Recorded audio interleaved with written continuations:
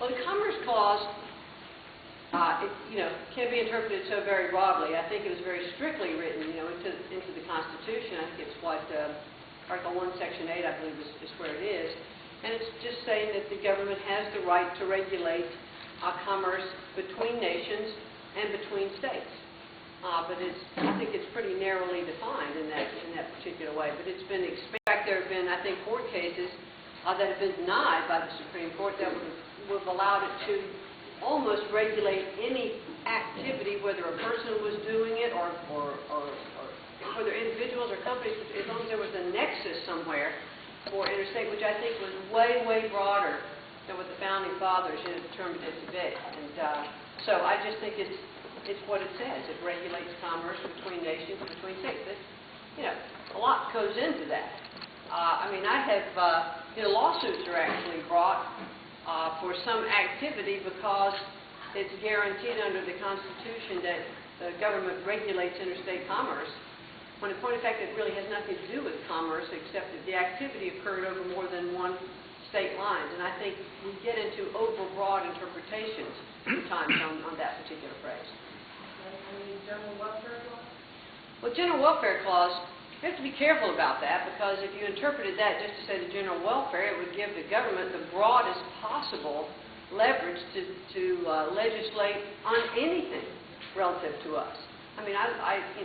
They could interpret general welfare. I think that's what they've looked. That's one of the provisions that healthcare has said, that it is constitutional because it is for the general welfare of the people. But I don't believe that that's the way the Constitution meant for it to be interpreted.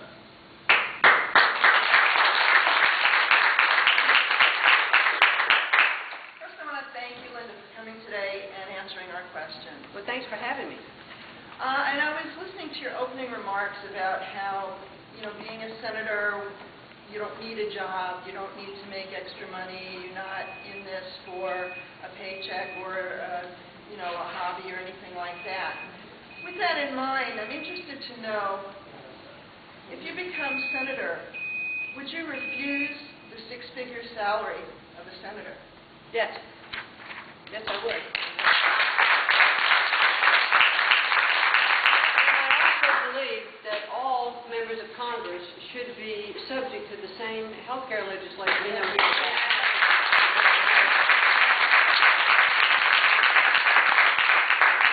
I was pleased to see that Congress, was it this week, did not vote on their pay increase.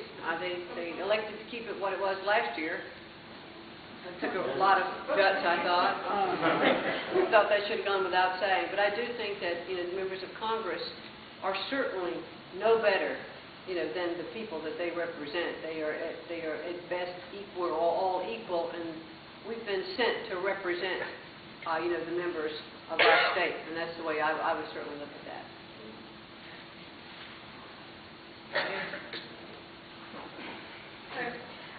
This morning, the headline in the Connecticut Post was, "Is Linda buying votes?" And it goes to, the article is about the bounty that you have for people registering Republicans. In other words, you're paying them to go out and register voters, and they're getting an extra $5 every time they register a Republican. My question is, given that this is a thing that Acorn does and gets in trouble, and it's something that opens the Republican Party and perhaps yourself up to voter fraud and scandal and this sort of headline, which is frankly misleading to the content of the article itself. Why are you having a bounty on Republican registration? Interestingly, thank you for asking that question. First of all, as strange as it may sound, I found out about that policy by reading the paper, because it was a really good campaign thought. It is really about getting young people involved, paying them a small amount and getting them payments. But I stopped it yesterday because I didn't agree with the bounty on votes. And I didn't stop it because I thought it was illegal or anything like that. No, it's not illegal, but I just thought it was just the wrong message to send, and I didn't like that message, and I didn't want that. I'd rather pay a little bit more for those who are gathering votes than kind of a bonus for signing someone up. as a follow-up, is somebody's head enrolled in your campaign for making that decision? No, because I think they made it with the best intent. We've talked about it, and it's all squared away.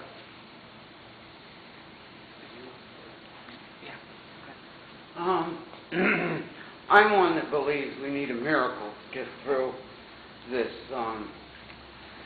situation we put ourselves in, the government has put us into.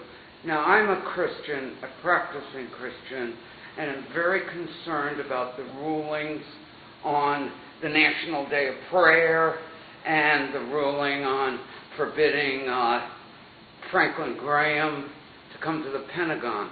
I was wondering, where do you stand on faith? What are you going to do to fight with? And I realize Connecticut is not the full faith, but you'll be a senator, one of 100, supporting a lot of states and a lot of our country. What would you do to ensure that it's almost like the church is being persecuted, where we can't pray openly? Like separation of church and state have gone far beyond limits. Well, yes, I agree with that. However, I do believe in the separation of church and state relative to government ruling and that sort of thing. So I'm a strong advocate, under the way our Constitution has set things out. However, I think that a National Day of Prayer, it's voluntary. I see nothing wrong with that. If folks really would like to participate in a National Day of Prayer, presidents have done it in the past, and I see nothing wrong with that at all. I would have no issue or problem with the National Day of Prayer. Sounds like a very nice thing to do. But no one should be forced to do it. It's all voluntary. It's the same way as prayers in our schools. You can set aside time to be contemplative or quiet or whatever, but you're not forced to pray. So I think that's appropriate.